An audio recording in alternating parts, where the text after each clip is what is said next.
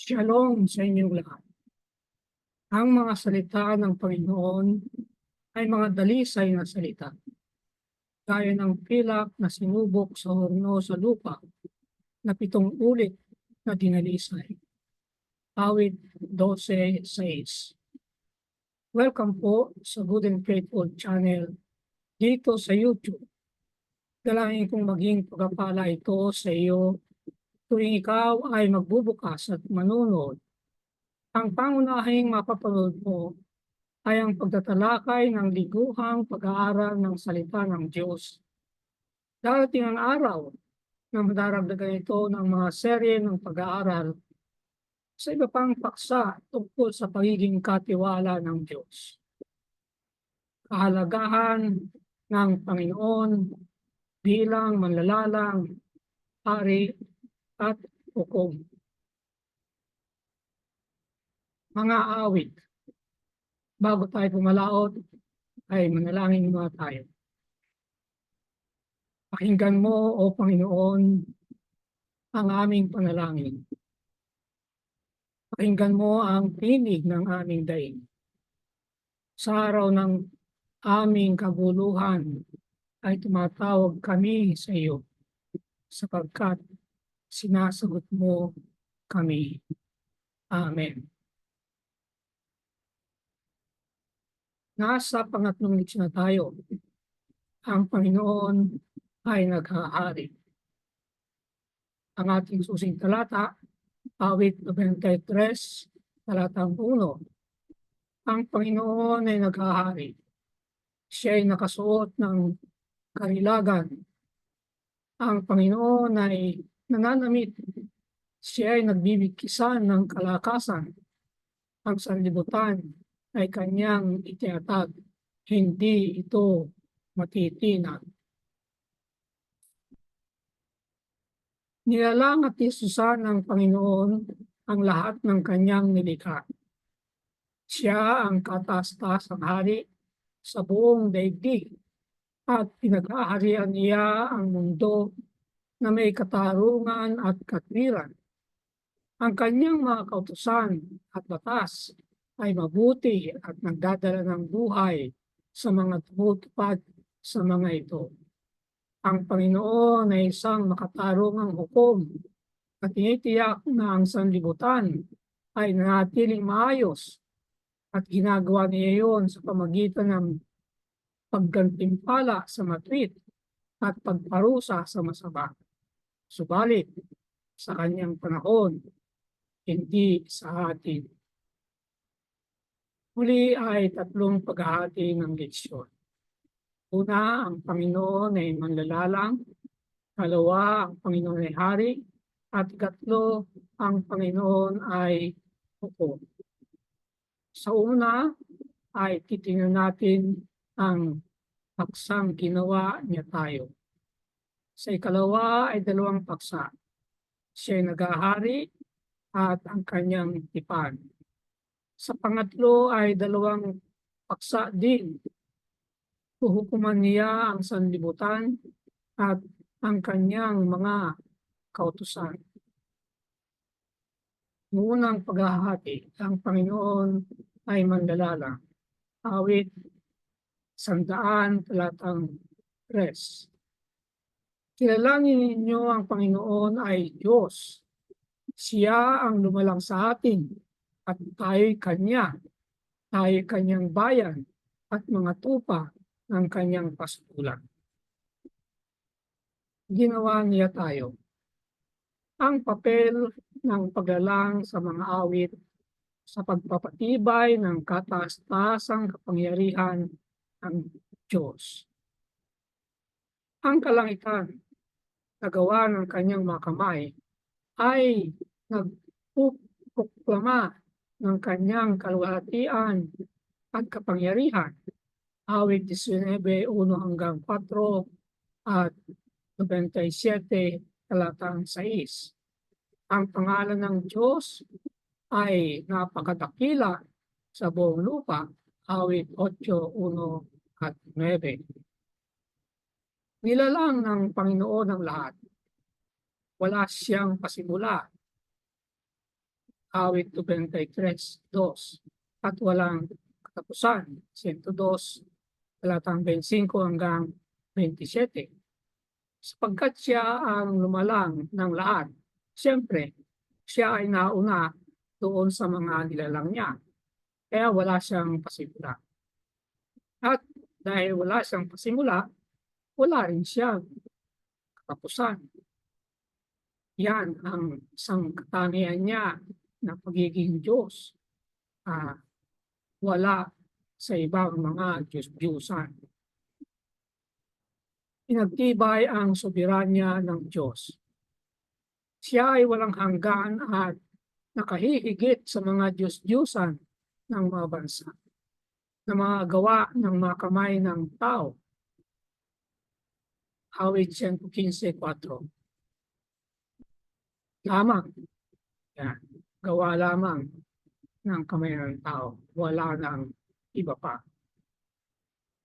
Ang mga Diyos-Diyusan ay may mga kamay, ngunit hindi nakakahawak, talatang 7. Sa ibang mga salita ng Biblia, may mga mata, hindi nakakakita. May mga bibig, hindi nakakapagsalita. May mga paa, hindi nakakalakad. Yan. Pagdating sa Panginoon, nasa kanyang kamay ang mga kalaliman ng lupa. Ang kanyang mga kamay ang lumikha ng tuyong lupa.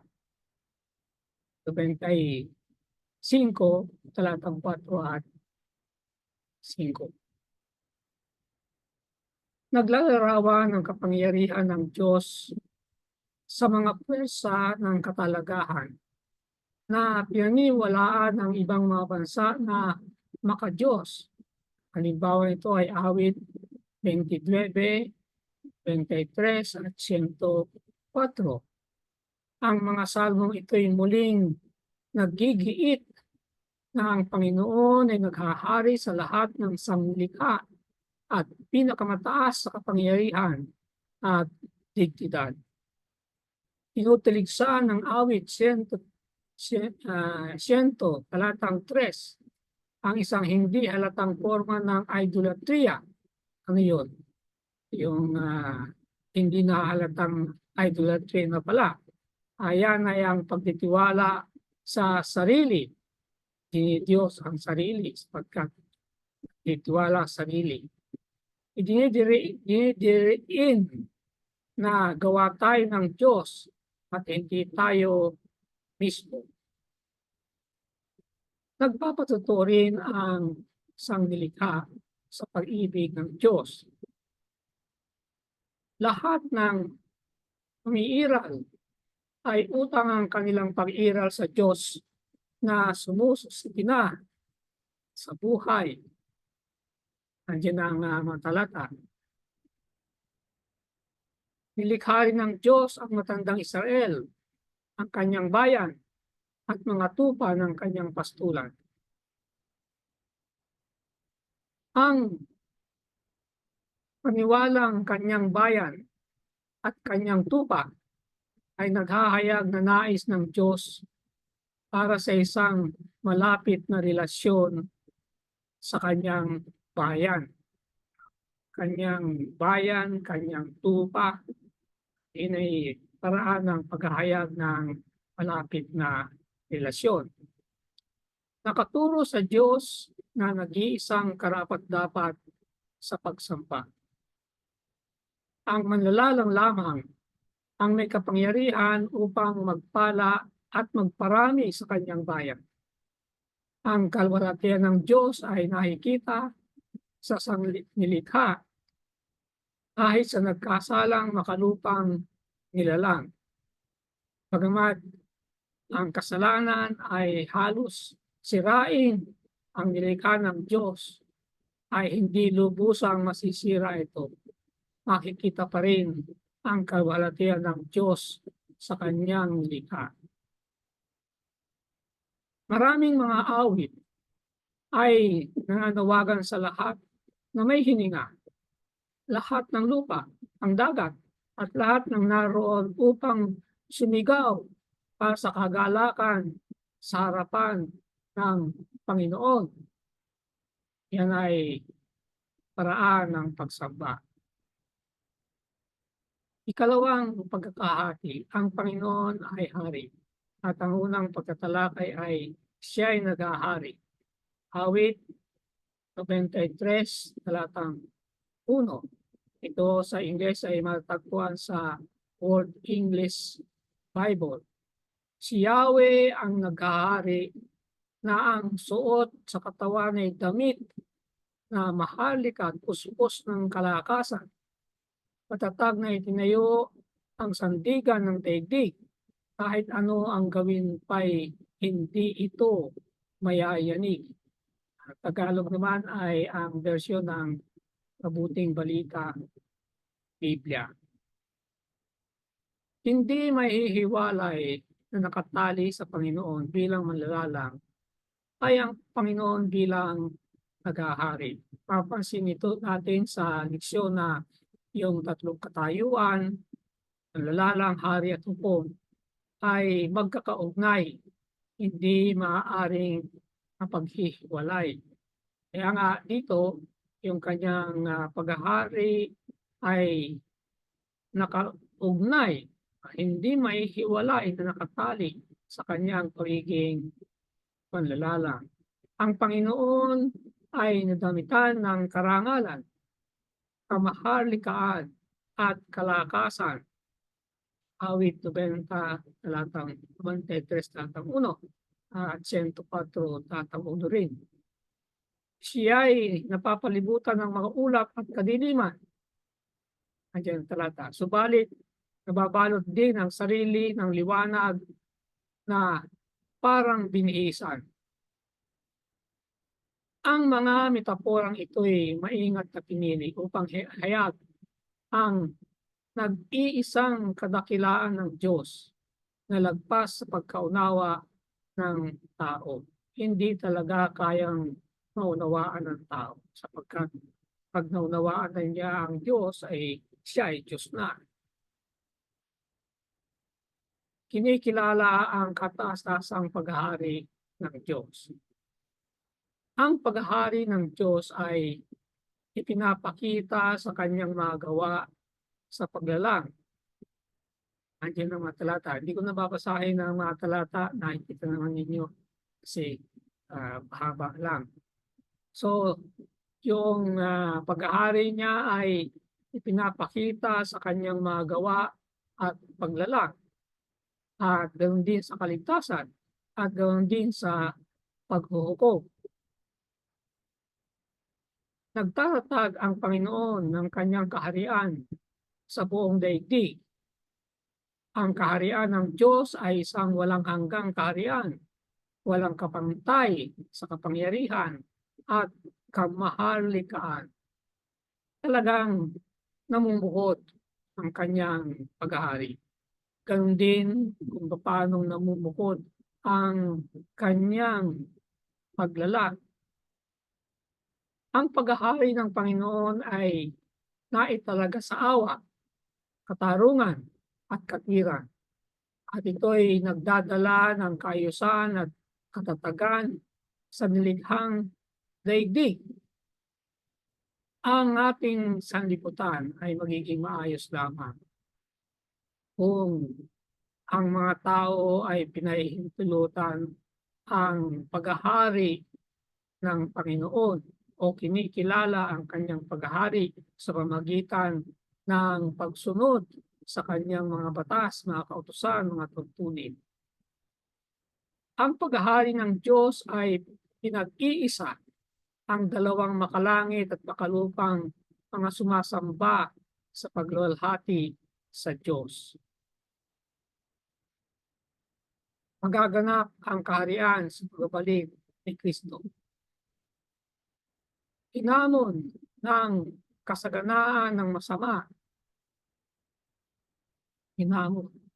O nga, mapanghamon nga ang nakikita nating kayamanan ng mga tao sa lipunan. Hinahamon tayo. Ngunit ang sabi rito, yan ay isang problema. Hinahamon ng kasaganaan ng masama. Meron pang ikalawa, at naliligalig sa kahinahunan ng Diyos. Ba, parang walang ginagawa kasi ang Diyos. Ang salmista ay nagtitiwala sa kataas-taasang paghahari ng Diyos at nagpapatuloy na lumago sa katiyakan ng matwid na paghukom ng Diyos. Yon ang kanyang pag-asa.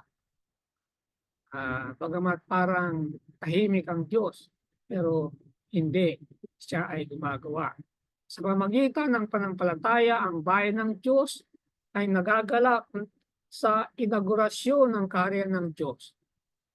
Kailan ba ang inaugurasyon ng kaharian ng Diyos? Hindi ba nang bumalik ang Panginoon sa langit matapos na siya ay mabuhay muli? Inaugurasyon yun. Ibinalik sa kanya ang kaharian. Tinanggal sa poder Satanas. Yun ang inaugurasyon ng kanyang kaharian. At sabi rito, nagagalak ang bayan ng Diyos sa inaugurasyon ng kaharian ng Diyos at hinihintay ang katuparan ng kaharian sa ikalawang pagparito ni Kristo. At may inaugurasyon ng kaharian ay ang kanyang mga miyembro o mga citizen ng kaharian ay narito pa sa lupa. So, kukunin niya sa second coming at yan ang hinihintay. Yan ang katuparan ng kaharian. Pangalawang pagtatalakay, ang kanyang tipan. Ang tipan ng kanyang ginawa kay Abraham, ang kanyang sinumpaang pangako kay Isaac, na kanyang pinagtibay kay Jacob bilang isang tuntunin sa Israel, bilang isang walang hanggang tipan. Awit 65:9 at 10, sabi ng ating ilustrasyon. Natatanda ng Diyos ang kanyang mga pangako magpakailanman. Hindi niya kalilimutan ang kanyang tipan. Ibig sabihin, naitatag ang kanyang walang hanggang tipan. Ang bayan ng Diyos ay matiwasay dahil inilagay ng Panginoon ang kanyang tirahan sa Sion. Nasa gitna siya ng bayan. Kaya siyempre, dapat matiwasay. At itinatag ang kanyang walang hanggang tipan sa kanila bilang kanyang pinaka-iingat-ingatang pag-aari. Biro ninyo ang pagkakasabi ng awit. His treasured possession. Yan ang tingin niya sa kanyang bayan. Pinaka-iingat-ingatang pag-aari. Hindi simpleng nangako ang Diyos na hindi tatanggihan ng kanyang bayang tipan. Aktibo siyang gumagawa upang panatilihing matiwasay sila sa kanya. So, hindi lang salita ang kanyang pinigas, hanggang sa salita lang ang kanyang tipan. Kung hindi, tinitiyak niya ang katuparan ng kanyang mga salita. Ganon din dapat ang inaasahang tugon ng mga tao. Kung sila ay nakipagkasundo sa tipan, sinabi nilang, opo, susunod kami. Ngunit ang nakalulungkot ay hanggang mga salita lamang. Pinapatawad niya ang kanilang mga kasalanan, tinuturuan, pinapapala, at pinalalakas niya ang kanyang bayan. Yan ang kanyang mga kilos para sila maging matiwasay. Ang mga paghuhukom ng Diyos ay ibinibigay upang ibaling ang tao sa katwiran at upang ipakita ng Diyos ay nagmamahal para sa kanila. Kaya ang paghuhukom ng Diyos para sa kanyang mga anak ay hindi isang nakakatakot na bayan, sapagkat sa panahon niyan, sinasabi rito ay ipinapakita ng Diyos ang kanyang pagmamahal, sapagkat lalong-lalo na ang kanyang paghukom ay nasa katwiran, matapat sa kanyang tipan sa kasaysayan ng Israel. Pinakita sa kasaysayan ng Israel na siya ay tapat sa kanyang tipan. Sa paanong paraan? Sa lahat ng nangyari, lahat, mabuti at masama, ay naroon ng Diyos. Ang kanyang pamagitan ay inakay si Jose sa Ehipto at sa pamagitan niya si Jose ay iniligtas ang kanyang bayan at ang mga bansa sa dakong iyon sa panahon ng matinding taggutom. Isa pa, itinaas ng Panginoon si Moses upang akayin ang kanyang bayan mula sa pagkalipin sa Ehipto na ginawa niya na may tanda at kababalaghan alang-alang sa kanila. Kaya nga siya ay matapat sa kanyang tipan. Ipinagkaloob ng Panginoon sa kanyang bayan ang lupang pangako at kanyang patuloy na pag-iingat. Kanyang pinarami sila, pinalaya sila mula sa kanilang mga Panginoon at nagbigay para sa pang-araw-araw nilang pangangailangan. Tandaan ninyo yung mana na araw-araw, pati nga yung pangpito ay inilaan sa ika-6 na araw ay pinagkaloob na yung kailangan nila sa ikapitong araw, araw ng Sabat. Walang dudang ang Panginoon ay nasa pinakamataas na kontrol ng lahat na sangkot sa kanyang bayan.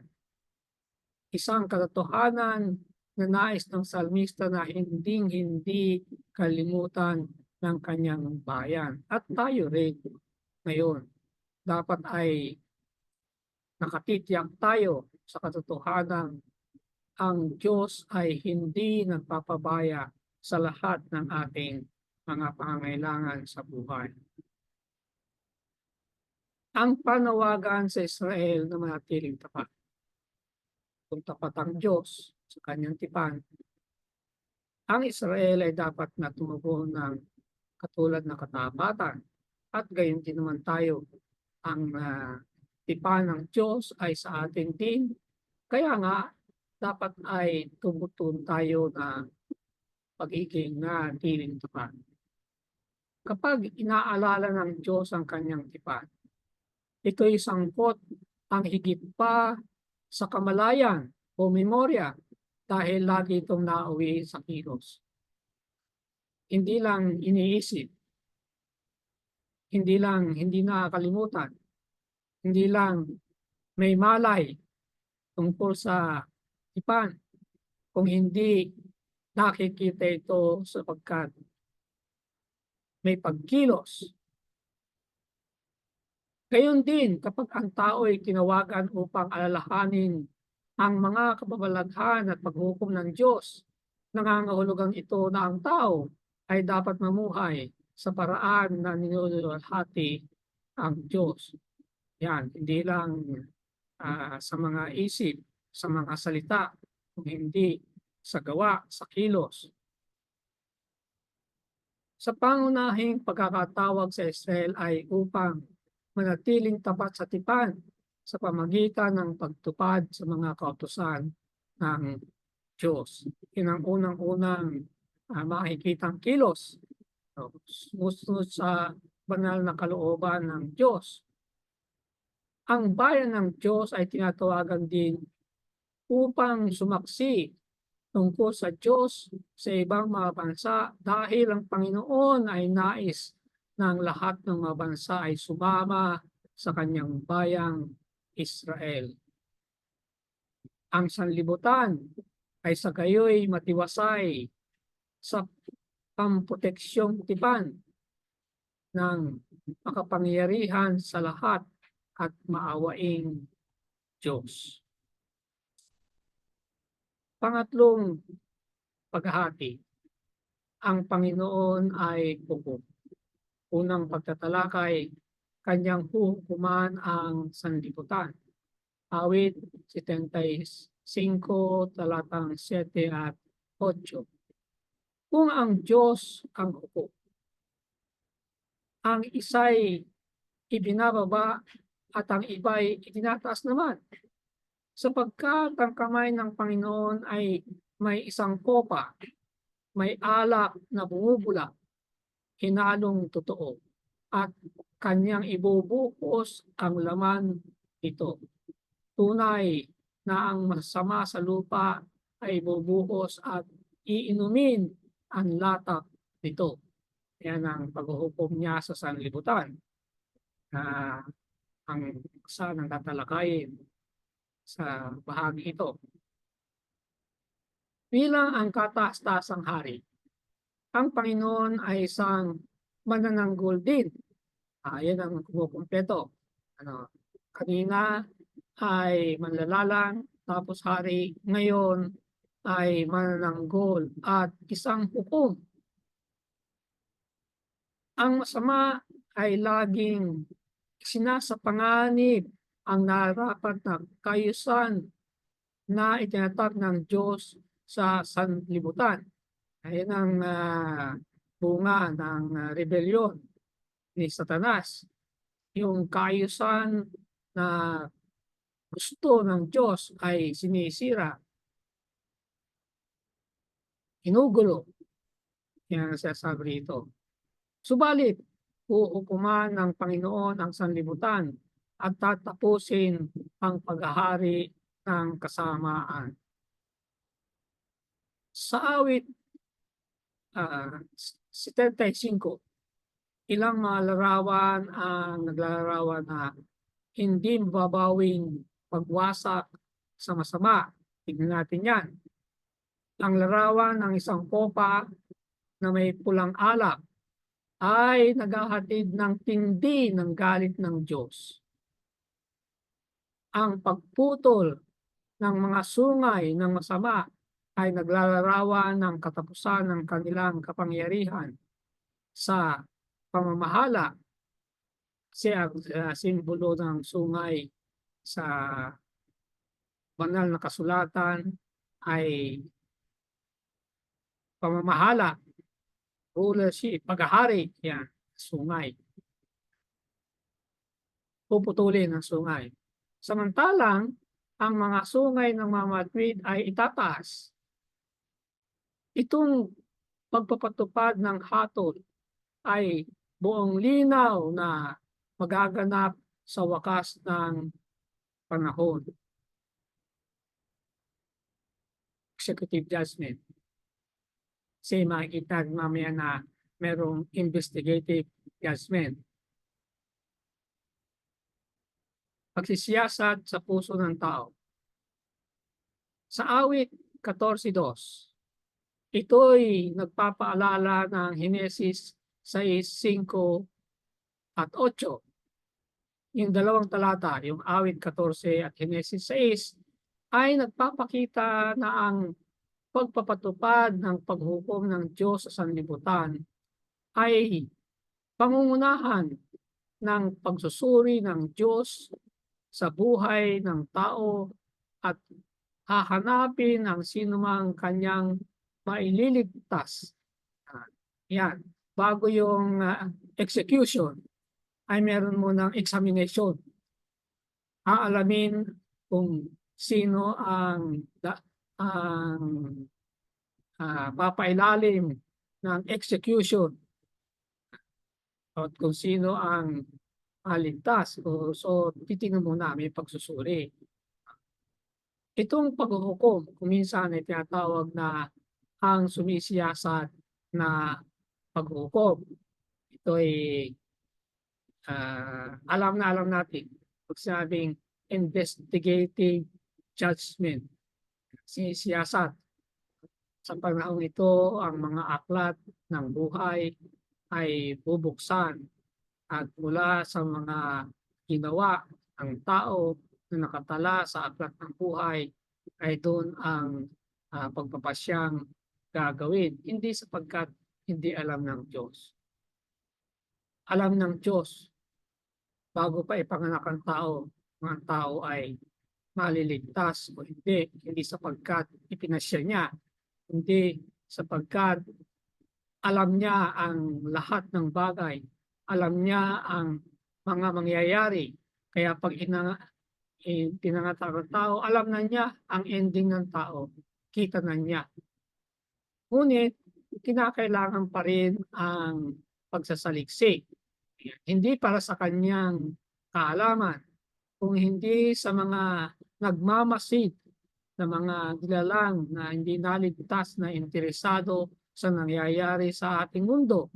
Ganyan. Transparency sake, ibig sabihin. Walang tinatago at pagkatapos ito ay sasabihin ng lahat ng mga nilalang na hindi nagkasala na ang paghuhukom ay tama, may katarungan ang paghuhukom. Yun ang dahilan ng tinatawag na investigative judgment. At sa panahong ito, ang maganda rito ay ito'y panahon ay pagtatanggol ng Diyos ang matwid. Yan. Paano ba ang pagtatanggol? Sasabihin nila, ito ang buhay ng mga yan. Kita niyo ang listahan sa kanilang buhay. No? Marami silang kasalanan. Ngunit, makikita naman ninyo na pinagsisihan nila ito at tinanggap ang kaligtasang inaalok ng aking anak. Kaya ipagtatanggol ng Diyos ang matwid at pagpapasyahan ang kapalaran ng masama. Kaya nga, bago yung executive judgment, ay mahalaga ang investigative judgment. At tayo ay naunawaan natin yan. Kaya ang ginagawa ngayon ng Panginoong Hesus sa langit bilang punong pari na pumasok sa kabanal-banalang ako. Pagkatapos na niyan, no, ay bababa na siya. Yun na ang executive judgment. Paano mangyayari itong paghukom? Una, ililigtas ng Diyos ang kanyang bayan mula sa masama. Hindi na may impluensya ng masama ang kanyang bayan. At kukoronahan ang mapagpakumbaba ng kaligtasan. Kalawa, hindi nagsisising masama ay pupuksain magpakailanman. Ang mga sandata ng tao laban sa makadiyos na hukom ay walang kwenta. Samantalang ang Panginoon ay isang mapagpatawad na Diyos din, paparusahan niya ang mga maling gawain ng tao. Pasin niyo ang pagkakasabi ito. He punishes people's misdeeds. Ang kasalanan niya ang tatargetin ng tao. Pupuksain ng Diyos ang kasalanan. Ngayon, yung taong nagkasala, mahal niya yun. Kaya lang, hindi niya maihiwalay yung taong nagkasala sa kanyang kasalanan sapagkat hindi pinagsisisihan ng tao. Kaya, pag pinuksan niya yung kasalanan, dali yung mga tao. Yun ang problema. Kaya, bagamat nagpapatawad ang Diyos, anong magagawa niya? Pinipili ng tao. Ginagalang niya yung pagpili ng tao na ayaw humiwalay sa kanyang kasalanan sa pamagitan ng pagtanggap ng ginawa ng Panginoon na siya'y namatay para sa tao. Kaya pagkamat iniibig siya ng Diyos, ay walang magagawa ang Diyos kapag pinuksan niya ang kasalanan ng tao, ang taong nagkasala ay kasama rin. Ang bayan ng Diyos, hindi lamang masama, ay magbibigay sulit sa Diyos. Ang paghuhukom ng Diyos ay magpapasimula sa bayan ng Diyos at aabot sa buong mundo. Ang salmista ay humihiyaw sa Diyos upang hukuman siya. Subalit, umaasa sa katwiran ng Diyos upang ipagtanggol siya. Pangalawang pagtatalakay, ang kanyang mga kautusan. Mahalaga ito sapagkat kagaya ng binanggit natin, sisiya sa atin ang buhay ng tao, ang Itatapat yan sa mga kautusan ng Diyos. Mga awit 19:7-9. Ang kautusan ng Panginoon ay sakdal na nagpapanauli ng kaluluwa.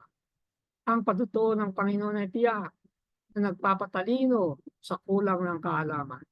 Ang mga tuntunin ng Panginoon ay matuwid na nagpapagalak sa puso. Ang utos ng Panginoon ay dalisay na nagpapaliwanag ng mga mata. Ang pagkatakot sa Panginoon ay malinis na natili magpakailanman. Ang kahatulan ng Panginoon ay totoo at lubos na makatwiran. Lahat ng binasa natin, kautusan, patotoo, tuntunin, utos, pagkatakot sa Panginoon, kahatulan, yan ay iisa. Lahat yan ay nagsasabi ng banal na kalooban ng Diyos ang gusto niyang mangyari. Ang kanyang patotoo ay tiyak. Ang patotoo na sa salitang Hebreo ay edut, na ibig sabihin ay utos o batas, ay tumutukoy sa kabuuan ng mga kautusan at ordinansa, ang kung saan pinamamahalaan ng Diyos ang relihiyoso at sosyal na buhay ng kanyang bayan. Ang Hebreong salita na sinalin bilang tiyak. Ang salitang Ingles na amen ay nagmumula sa salitang ito. Maganda pala ang pinagmula ng salitang amen, siya nawa. Ibig lang sabihin ito ay, Panginoon, yung sinabi mo masunod. Amen. Siya nawa. Kaya ay tiyak na mangyayari. Nagpapahiwatig ng pagkamaasahan, katapatan, at katatagan. Ibig sabihin ng tiyak.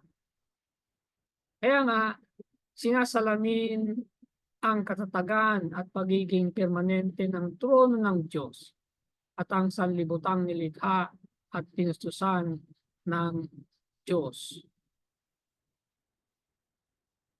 Ang mga kautusan ng Diyos ay hindi nababago at hindi nasisira. Nananagot ang Diyos para sa integridad ng kanyang mga pangako at utos. Ang katapatan ng Diyos ay parehong ganap na nakakapanatag sa paggarantiya na hindi nagbabagong karakter ng kanyang paghahari at ganap na paggigiit sa paghingi ng tugon ng pagtitiwala at pagsunod ng tao sa Diyos. Pinagarantiyan niya na walang pagbabago sa kanyang mga kautusan. Kaya nga, hinihingi naman niya sa tao na tumugon ng may pagtitiwala at pagsunod. Nasasanggalang mula sa mga nakatagong bitag ng mga kaaway. Ito ang isang gawain ng kautusan. Iniingatan tayo mula sa mga pakana ng demonyo. Ang salita ng Diyos ay nilarawan bilang ang tanglaw sa mga paa ng salmista, ang malaking kapahayagan, kapayapaang tinatamasa ng mga umiibig sa kautusan ng Diyos ay hindi nagmumula sa isang lubos na kawalan ng mga pagsubok. Hindi naalis ang pagsubok, hindi sapagkat tinatamasa natin na umiibig sa kautusan ng Diyos ay ligtas na tayo sa mga pagsubok. Hindi ganoon. Kasi ang Panginoong Hesus ay hindi ligtas sa mga pagsubok ng demonyo. Sa halip, ito'y nagmumula sa natiling presensya ng Diyos. Yun ang kapayapaan, yung presensya ng Diyos at pagkakaroon ng isang kapaki-pakinabang na relasyon sa Kanya. Dahil sa may malapit tayong relasyon sa Kanya at alam natin sa pamamagitan ng pananampalataya na ang presensya niya ay nasa atin, hindi tayo nasisindak o nanlulumo kung dumating ang mga pagsubok. Huling salita, Ang mga papel sa sanlibutan na ginagampanan ng Diyos ay higit pang sinasalamin sa iba't ibang pangalan at titulo ng Diyos, kabilang ang Pastor, Bato ng Kaligtasan, at Ama. Sa sanlibutan ay maaari tayong maging sigurado at ligtas kahit sa gitna ng malaking tunggalian dahil ang Diyos ay kataas-taasan at tapat sa lahat ng kanyang ginagawa at sinasabi. Sa mga kapit, napakabuti na maunawaan na ang Diyos ang manlalalang, ang Diyos ang hari, ang Diyos ay hukom, sapagkat sa katayuan ganito, ang ating kaligtasan ay tunay at sigurado. Palain ng Panginoon ang ating pag-aaral. Ngayon ay ang dalangin ko para sa iyo. Sa ngalan ng ating Panginoong Hesus, dalangin ko na tatanggapin mo ang mga salita ni Kristo na parang ang mga ito'y personal na patungkol sa iyo at na tatanggapin mo ang soberanya ng kanyang paghahari at paghuhukom. Amen. Sumayin niyo ang Good and Faithful channel dito sa YouTube. Ako'y patuloy nagpapasalamat sa mga taong tumutulong upang mangyari ito at makarating ito sa kaalaman ng marami pa. Pagpalain nawa sila ng Diyos. Malaki ang iyong magiging bahagi sa ministeryo ito kung ikaw ay magsusubscribe, kung hindi pa, at kung naging pagpapala ito sa iyo ay mag-share at mag-like. I-click na rin ang notification bell upang kaagad ay malaman mo kapag may bagong video. Ang PowerPoint presentation ay may download mo rin mula sa aking Facebook account. Maraming salamat. Magkita tayo sa susunod na linggo.